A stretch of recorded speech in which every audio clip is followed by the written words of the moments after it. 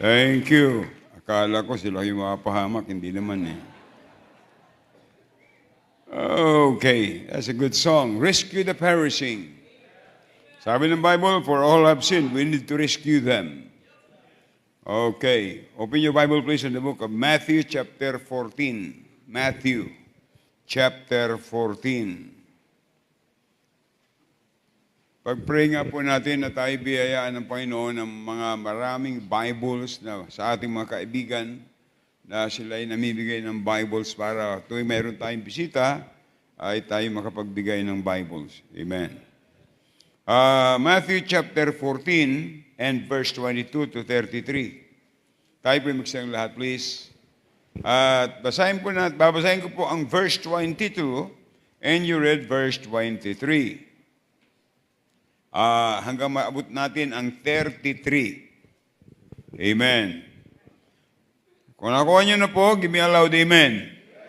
And verse 22, ang sabi doon, and straightway Jesus constrained his disciples to get into a ship and to go before him unto the other side, while he sent the multitudes away.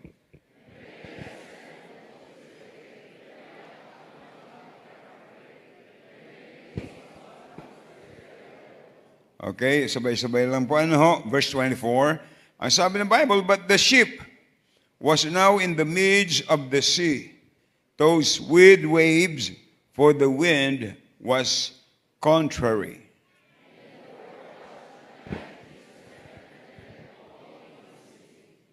And when the disciples saw him walking on the sea, they were troubled, saying, it is the spirit or a ghost. They cried out for fear.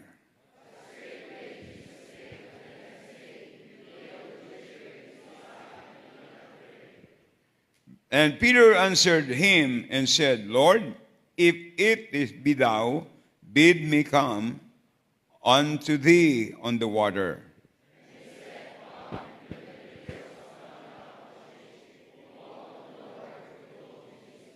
But when he saw the wind boisterous, he was afraid, and beginning to sink, he cried, saying, Lord, save me.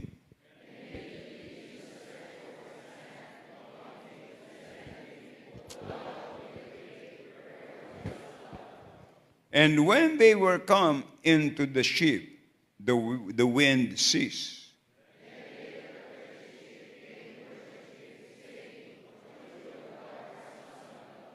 Amen. Dakilang Diyos, salamat po sa litanyo na aming binasa. Patawad, Panginoon, sa aming mga pagkukulang at pagkakasala. Pagpalain niyo po ang araling ito na ito'y magbigay ng lesson sa mga anak niyo at higit sa lahat sa ikaliligtas ng wala pa po sa inyo. Patawad po sa aming makasalanan. Banal na Espiritu, kayo po ang aming kailangan. Lalo sa lingkod niyong gagamitin, empower me please.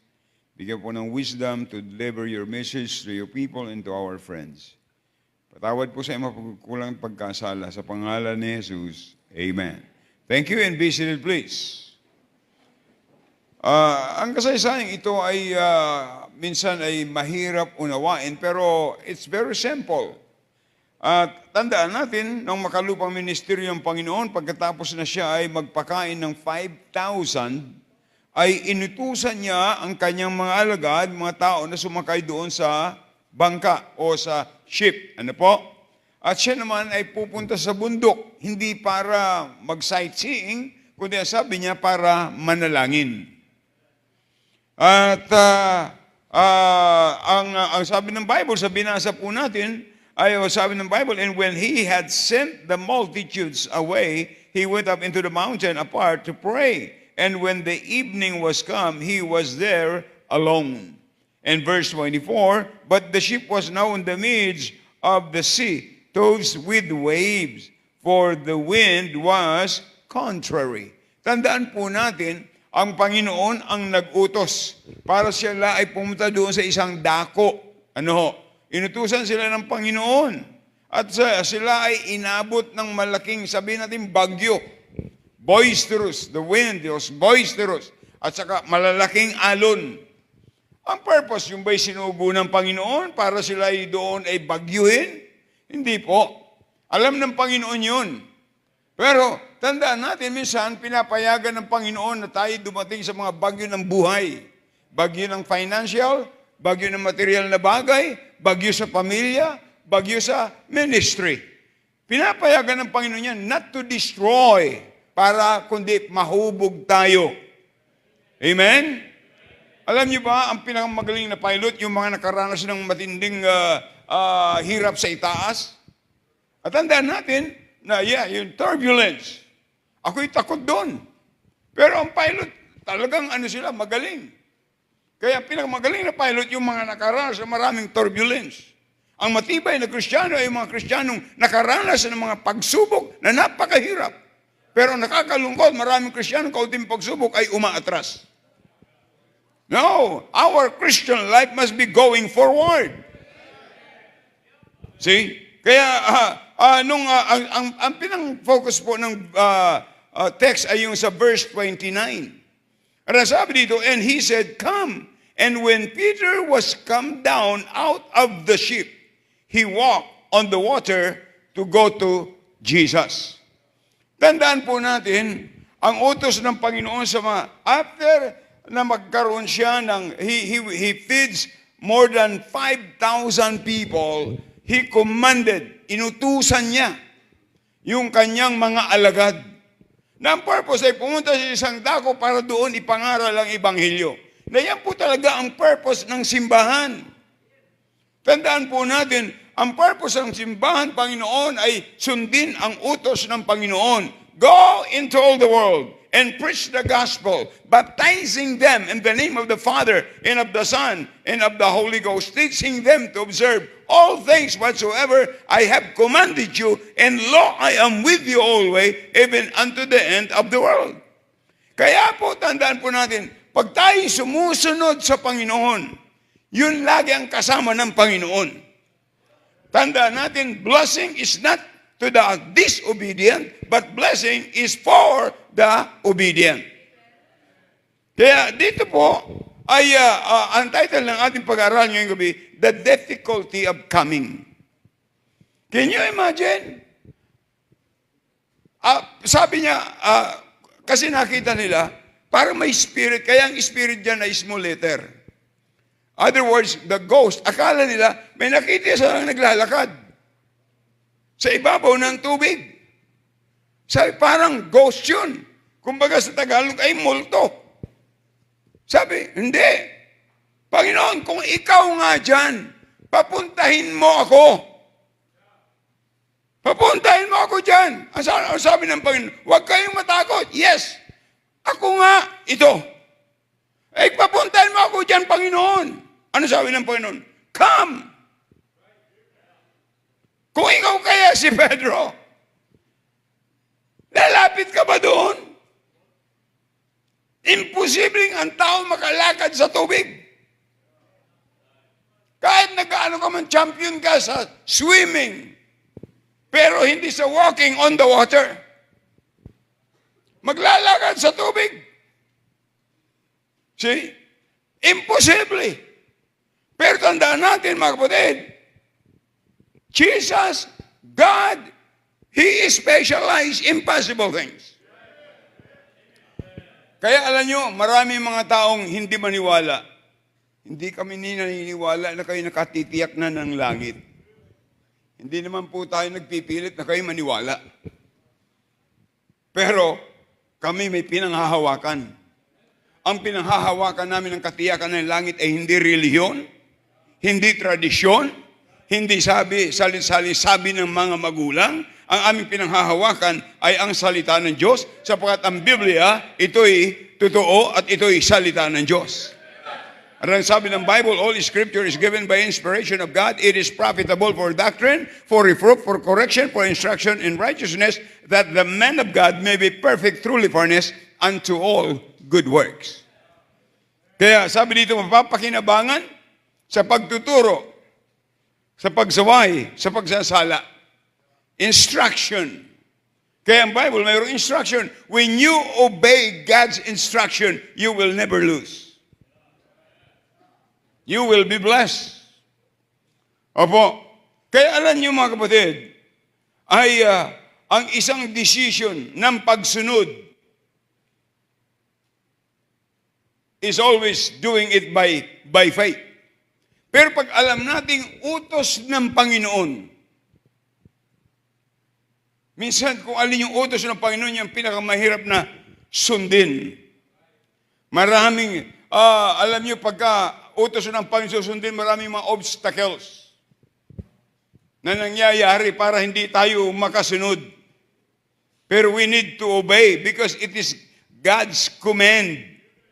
Kaya habang sila ay naglalakbay, ay nakaranas sila ng malaking alon, habang sila siguro ay nagsasagwan, ay ang lalaki ng alon na sa lubong nila, ang hirap, and mayroong storm, ang sabi ng Bible, yun ay malaking storm, na akala nila ay lulubog na. Minsan nakaranas po akong sumakay sa ganyang bangka, na maliit lang pagkatapos ang laki ng alon at gumagano, ay talaga naman, yung iyong bituka parang lalabas. Nakakatakot. Pero tandaan po natin, they are there, hindi dahil sa gusto nila. They are there because they obey God. Kaya pag hindi po lahat ng pagsunod sa Panginoon is an easy way.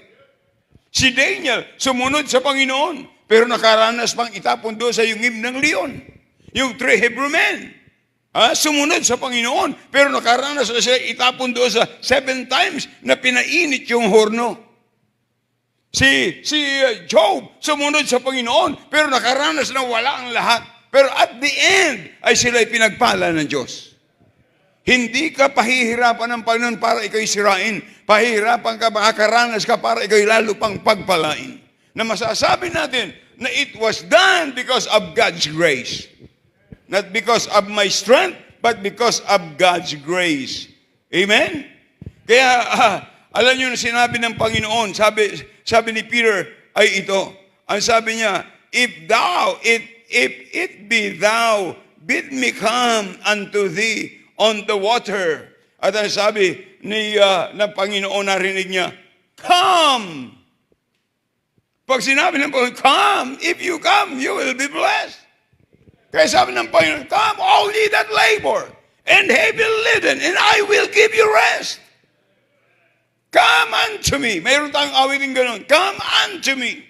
Tayo lalapit sa Panginoon. Every time that you come to God, you talk to God, and God will give a guarantee that He will answer your prayer or request. Call unto me, and I will answer thee. Can you imagine? God commanded us to call Him. What a privilege.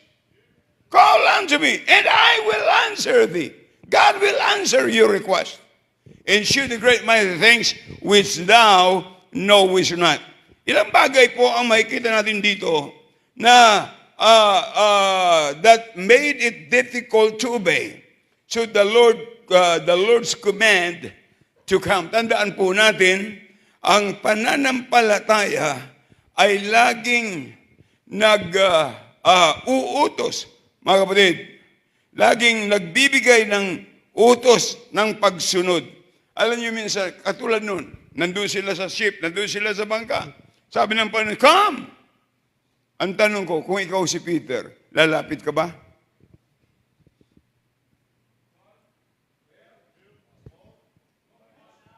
Para ka lumapit, number 1, he had to leave the safety of the boat. Very safe doon eh. Yun ang kanilang comfort zone. Kaya marami kakaunti ang mga sumusunod sa Panginoon, they don't want to leave the comfort zone. Tinatawag ng Panginoon, ayaw sumunod. Sabi nila, mahirap sa ministry. Kahit saan pumunta, mayroong mahirap na bagay, mga kapatid. There is no easy life. Amen? There is no easy way. Maganda yung makakita tayo ng hard way para tayo mahubog. So they need to leave he had to leave the safety of the boat. Tandaan po natin, minsan, kaya maraming mga taong hindi makalapit sa Panginoon, ayaw sumunod sa panawagan ng Panginoon, maraming excuses, mayroong mga takot, mayroong mga tradisyon na sinusunod, at ayaw niyang iwanan yung convenient life.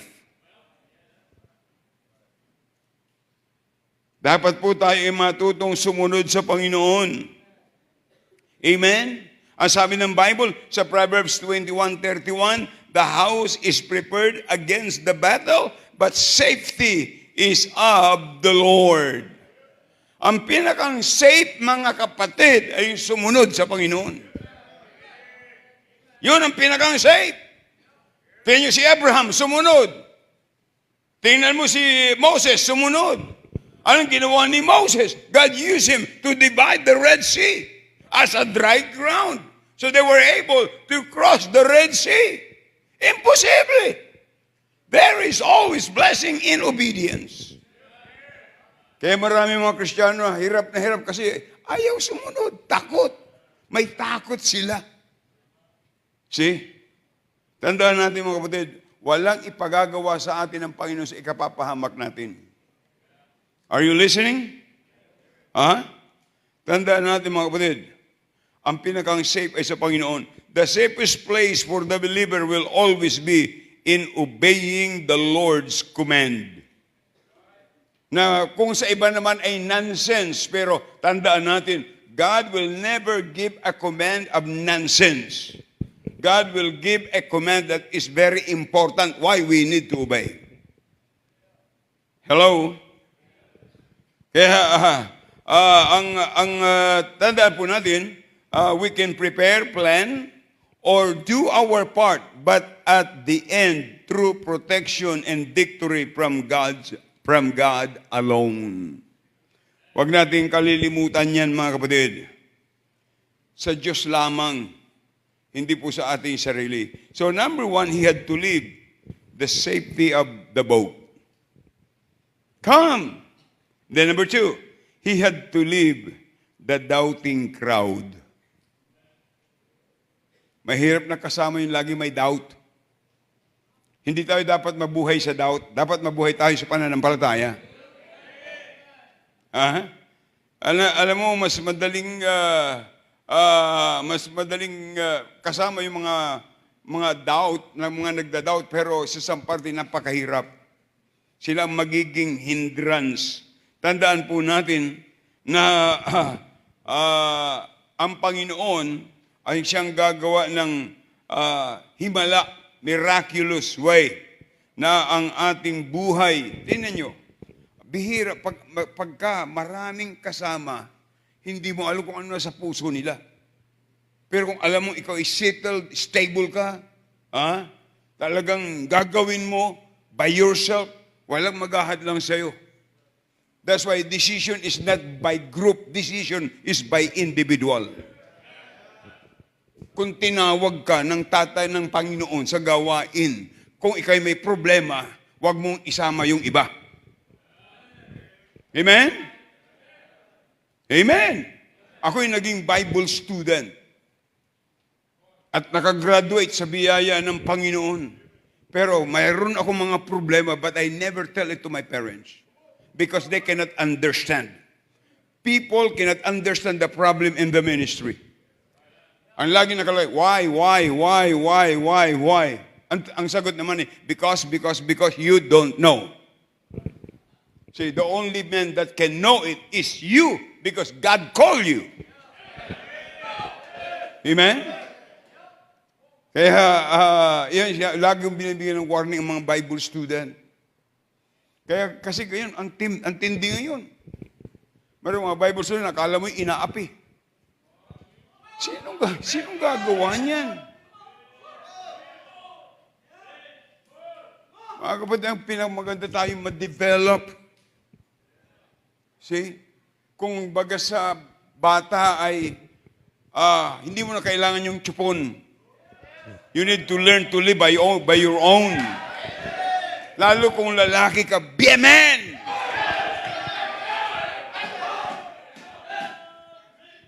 Be a man.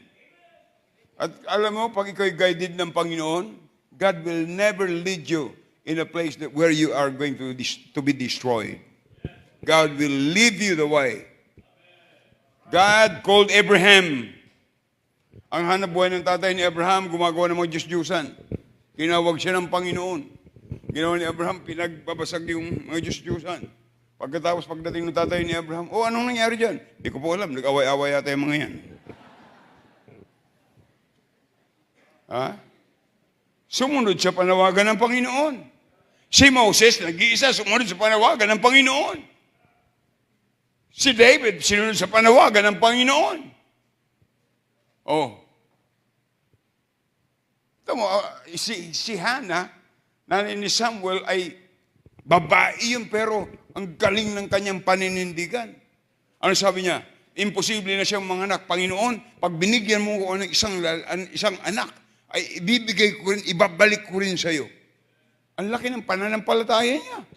Ibinalik niya si Samuel, pinakinabangan ng Panginoon. Mga kapatid, anumang hilingin natin sa Diyos, subukan mong ibalik sa Kanya, the more blessing will come.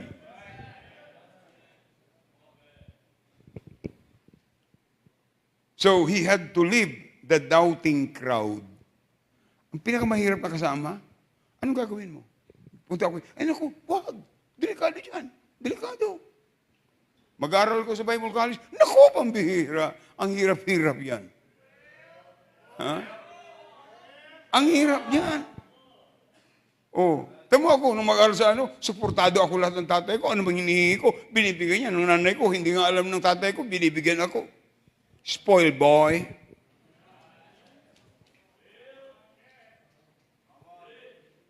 Kaya ngayon, ang pinakang mahirap ng mga Bible student, i-trained, ay yung mga spoiled. Kaya mas maganda, sabi ng Bible, habang bata pa, train up a child in the way he should go. And when he is old, he will, what? He shall not depart. See? Train up a child in the way he should go.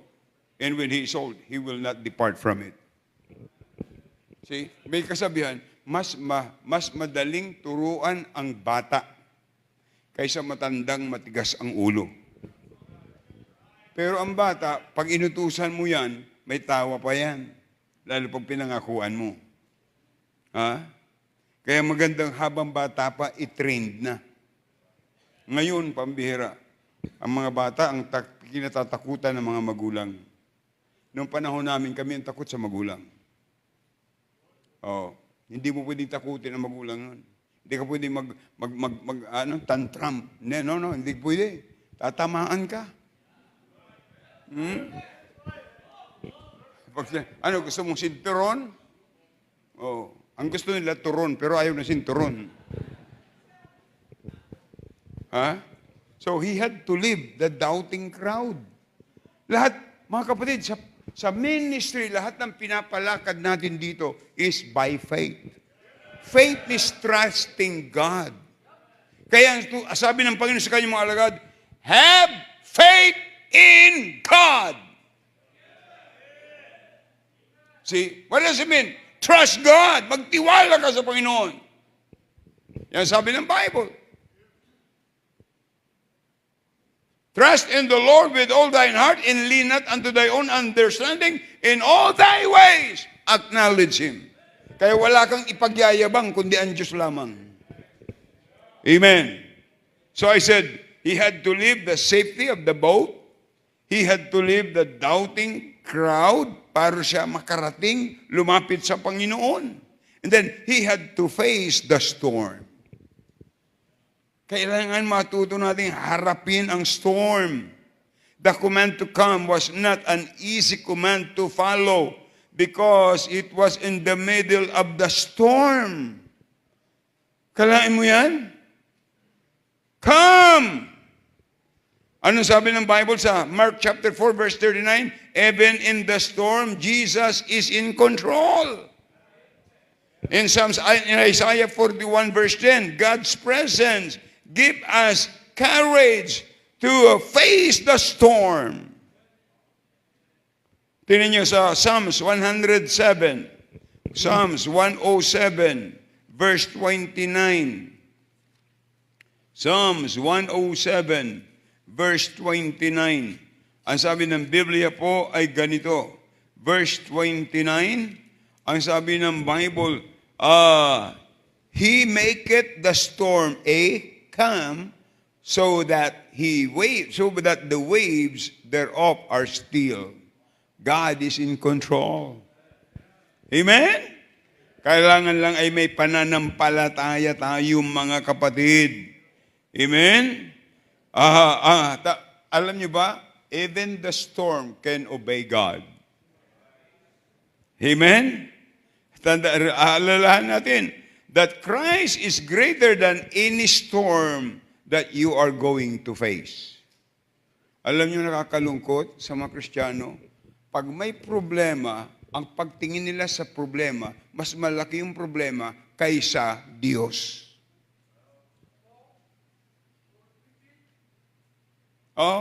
Naalala yung 12 spies na inutusan ni Moses to spy the promised land? Naalala nyo? Pagbalik, magkaiba ang report nung 10 at iba yung report nung 2. Yung 10, ang nakita nila, hindi tayo makakapunta doon, nakakatakot doon. Ang lalaki ng tao, mga higante. Para lamang tayong grasshopper. Anong grasshopper sa Tagalog? O tipaklong. Ganun ang tingin nila sa atin. Kaya hindi tayo makakapasok doon. Akala mo yan, natakot sila doon sa mga higante? Sino bang may lalang ng higante?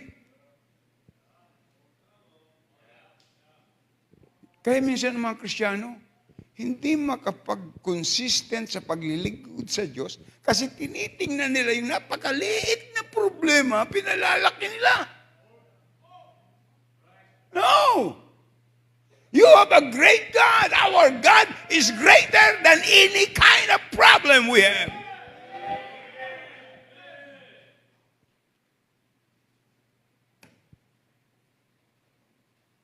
Pero anong report ng dalawa? Ni Joshua at saka ni Caleb. Anong report niya? Anong report ng dalawa? Ay, pambira, ang ganda pala ng promised land na yun. Ang daming mga prutas doon, grapes, apple, lahat na nakita yung mga pagkain. Baptist talaga yun.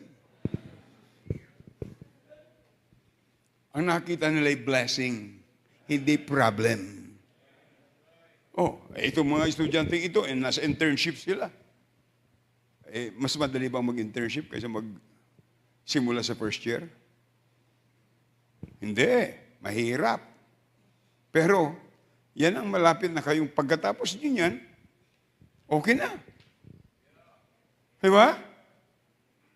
Hindi ka pwedeng mag-graduate, wala kang exam. Maliban kung malalagyan mo yung nagpapa-exam.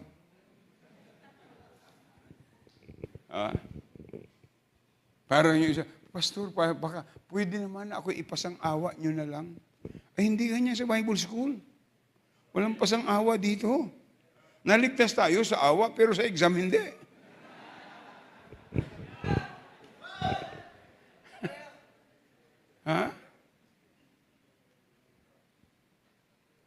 Huwag tayong matakot sa problema. Alam niyo kung ako natakot sa problema? Alam niyo ang number one problem? Hindi yung iba. Ang number one problem mo sa buhay mo, humarap ka sa salamin. Your biggest problem is you. Huwag mo ituro yung iba, ikaw. That's why you need to make decision. Do you believe God? Do you trust Him? Which one is bigger, your problem or your God? Our God is He is greater than our problem. At alam nyo, kaya maraming problema, kahit saan, sa bahay, sa work, sa simbahan, ang isang problema dyan, immaturity. Kaunting bagay lang, tampururot na. Bakit? Immatured. Hindi na trained. Kahit sa military, mayroong school na talagang iti-train ka. Yung isang nakausap ko na, Navy SEAL. Sabi nila, nilalangoy nila ang from dito sa hanggang Clark. Nilalangoy nila. At ang nararanasan nila minsan ay ang iba daw ay namamatay kasi ang nakapit sa kanila yung mga dikya, yung jellyfish. Alam mo yan? Pero pag nakapasa sila doon, Navy SEAL. Iba yun. See, pag naranasan mo ito, pagtagumpayan mo yun. Oh, masabi na, oy, alam niyo yan si Pedro? Yan ay si Pedro ay pambira, yan ay tinaktuan yan ang Panginoon ng 3 times. Oh yes, it is recorded. Pero who was the apostles who was able to walk on the water? Sino? Ay, lumubog naman siya. Lumakad naman. Eh kung ayaw mong lumubog, huwag kang lumakad.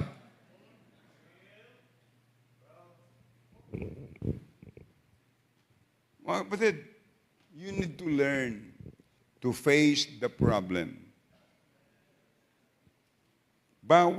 Wala pong pamilya na walang problema. Wala pong business na walang problema. Wala pong simbahan na walang problema. At walang tao na walang problema. Maliban lang yung nasa loob ng mental hospital. Ang may problema ay yung mga doktor. Paano nila gagamutin? Pero sila, kahit anong lagay ng panahon, sila ay masaya. Laging nakatawa. See? Dapat matutunan natin yan. Face the problem.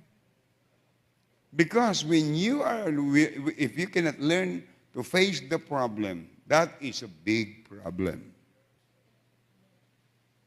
May problema ka, huwag mo sabihin sa iba. Sa Panginoon mo sabihin. Huwag sa iba. Oh, pastor, sinabi ko sa aking friend. Okay. Pero pinakamagandang sabihan ng problema, ang Panginoon. Sapagkat hindi ka ipapahamak ng Panginoon. Are you listening? Tandaan natin mga kapatid. Makikita natin dito na sinunod niya ang Panginoon. But always remember that Christ is greater than any storm you face. If Jesus can walk on the water in the storm, then Jesus can command Peter to come and be with the safest act to obey. Kaya, mga kapatid, he had to face the storm. Number 4, he had to have faith in the power of Christ. Alam po ni Pedro na ang Diyos ay makapangyarihan. Kung siya'y lalabas doon po sa boat, doon sa bangka. But they had to have faith that Christ had the power to keep him safe if he obeyed Christ's command. Dapat may pananampalataya talaga siya. May pananampalataya siya. Alam niyo, ang pananampalataya, sometimes it is scary. Katulad niyan, magpa-project tayo. Meron tayong vision. Saan natin kukunin yan? Nakakatakot kung wala kang pananampalataya. See? But when you learn to trust God, sabihin ko sa inyo, yung 3 Hebrew men, hinulog doon sa pinainit ng 7 times. Si Daniel, inihulog doon sa yungib ng leon. Kung walang pananampalataya, i-deny niya na. Pag binasa niyo mga kapatid ang kamatayan ng mga apostles, makikita niyo na they died because they stand for what is right. I like them. Gusto ko po yung mga ganung mga tao na mayroong paninindigan.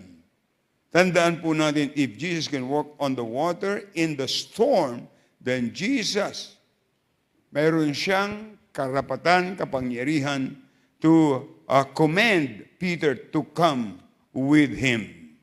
And then he had to have have faith in the power of Christ. Tandaan po natin mga kapatid, God will never leave us. Kung tayo po ay namumuhay sa pananampalataya na ang ating pananampalataya ay nagtitiwala walang iba kundi sa Diyos lamang.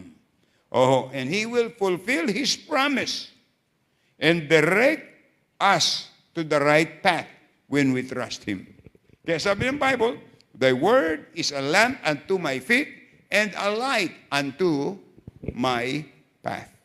Kaya napakahalaga kung tayo ay mayroong salita ng Diyos. And then the last one, he had to keep his eyes on Jesus. He had to keep his eyes on Jesus. Keeping your eyes on Jesus is the key to staying safe at the command to come. See? So when fears comes because of the storms you face, tandaan natin, keep your eyes on Jesus. Sabi ng Bible, Hebrews 12:2, looking unto Jesus, the author and the finisher of our faith. Kaya nung si Pedro, nung sinabi ng Panginoon, come, kung ikaw ang Kristo, papuntahin niyo ako dyan. Sabi ng Panginoon, come. He learned to step out of the boat. And he was able to walk. The first man that walked on the water, aside from Jesus Christ. Pero nung makita niya, the strong wind, nawala yung focus niya sa Panginoon. Na-focus siya doon sa lakas ng hangin. Na yung hangin naman hindi niya nakikita. Pero ang Panginoon nakita niya. Alam niyo mga kapatid, pag inalis mo ang tingin mo sa Panginoon, lulubog ka talaga.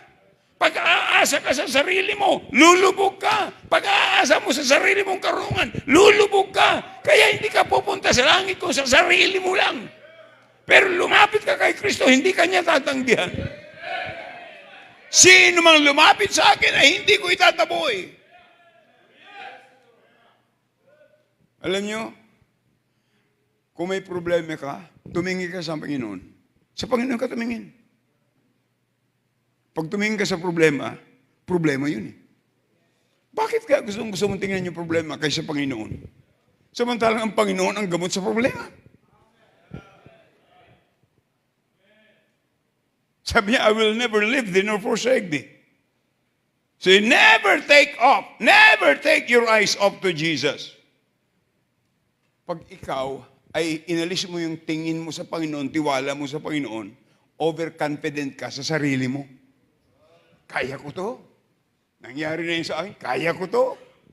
No. Kaya ng Panginoon, hindi mo yan kaya. Dapat we need to stay focused on Christ alone. And you are in safe when there is a storm. Mga kapatid, minsan kasi nakafocus tayo sa mga problema. Ay si ano. Puro ano, wala namang apelyido. Puro lang si ano. Pero tumingin ka sa Panginoon. Alam niyo kung titingin tayo sa tao, titingin tayo sa tao, sabi ng Bible, for all have sinned. Lahat tayo makasalanan. Sino walang kapintasan? Pipintasan mo yung isa. Ang gusto ko lang na salitang pintas, Ilocano. Pintas, di ba lasang? Ikaw, wala ka bang kapintasan? So perfect ka na. Bakit intindihin mo yun? Minsan, ang ng mga tao, they will criticize, they will put you down, I'm telling you, lahat. Pero look at on Jesus. Pag ang Panginoon kasama mo, that's the safest place. That's the safest place. Mayroon kang naghahanap, mag-arkila ng bahay. Tinuro sa kanya yung bahay na mura lang ang arkila. 150 pesos a month. Pero haunted house yun. Ayaw nilang puntahan. Abay, isang usher ang nag-arkila. Dinala yung kanyang pamilya doon. Pambira. Pag-uwi nung usher, galing sa church, dala yung offering basket. Bay nagpakita yung multo. Sabi ng usher, give me the offering. Pambira, takbo yung multo.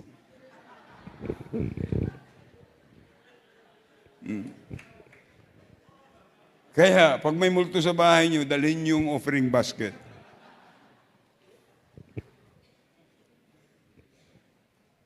Ay kaso lang, maraming Kristiyano takot din sa offering basket. Pag mag-offering na, punta ng CR. Hindi niya alam, may usher din doon. Ha? Mga kapatid, alam niyo, habang yung ingay ng bagyo at yung malalaking alon, ay terrible mga kapatid. Ang pinakamaganda'y kasama mo ang Panginoon. Kasama mo ang Panginoon, minsan nangyari na pambihira sa Palawan, pinasakay ako sa, sa helicopter. Ayun palang helicopter ay walang panarang pinto. First time kong sumakay sa ganun, military helicopter. Takot na takot ako pambihira. Talagang it will make you prayerful. Parang pagka si Noel ang nagda-drive, magiging prayerful ka talaga. Oo, pero ang pinakamaganda ay kasama mo ang Panginoon. Mga kapatid, yun ang naghahadlang sa atin. Kaya hindi tayo pagpalain. Tandaan natin, kung hindi si Pedro lumabas sa bangka, walang miracle na mangyayari. Get out from comfort zone. Walang miracle na mangyayari. Alam niyo ba ang miracle? When they get out from the boat, he was able to walk. Habang nakatingin siya sa Panginoon, hindi siya lumulubog. Naramdaman niya ang lakas ng hangin at laki ng alon. Kalahin mo yan? Habang yung alon ay ang lalaki, pero nakatingin siya sa Panginoon, hindi siya lumulubog. Lumakas yung hangin at lumakas yung alon, nawala yung tingin niya sa Panginoon. Nawala na rin siya. Mga kapatid, looking unto Jesus, the author and the finisher of our faith. Problem is a problem. But when you learn to look on God, He is greater than our problem. Ano yung bagay na sa buhay mo? Gusto mong pagpalain ka? Gusto mong makita mo yung miracle ng Diyos sa buhay mo?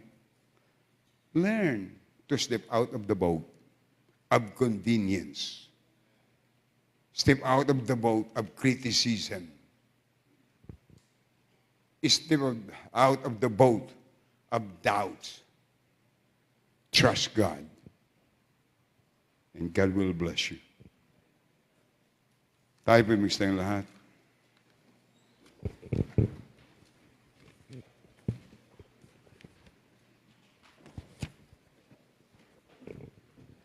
Ako po ay naniniwala na ang Panginoon ay nangusap sa atin. There is difficulty to come to God. When you listen to the problems, when you listen to the obstacles, but when you listen to the Word of God and you focus your eyes on Jesus, He will help you. It's just like yung pong katiyakan ng langit. Outside Jesus Christ, there is no salvation. Outside Jesus Christ, there's no assurance of heaven. Outside Jesus Christ, there is no way going to heaven. Ang Panginoon mismo ang nagsabi, I am the way, the truth, and the life. No man cometh unto the Father but by me. Kung hindi mo tiyak ang langit, sa Panginoon ka magtiwala, tanggapin mo siya sa puso mo bilang sariling tagapagligtas. Sa ating mga bisita, mayroon pong tutulong sa inyo na ipapaliwanag po ang simpleng paraan ng kaligtasan. Sumama po kayo sa kanila. Sige po. Asan yung mga? Pwede pong sumama po kayo sa kanila.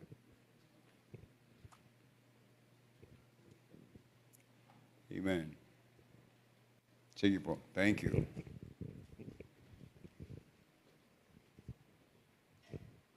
Sa mga mananampalataya, what hinders you to come to Him?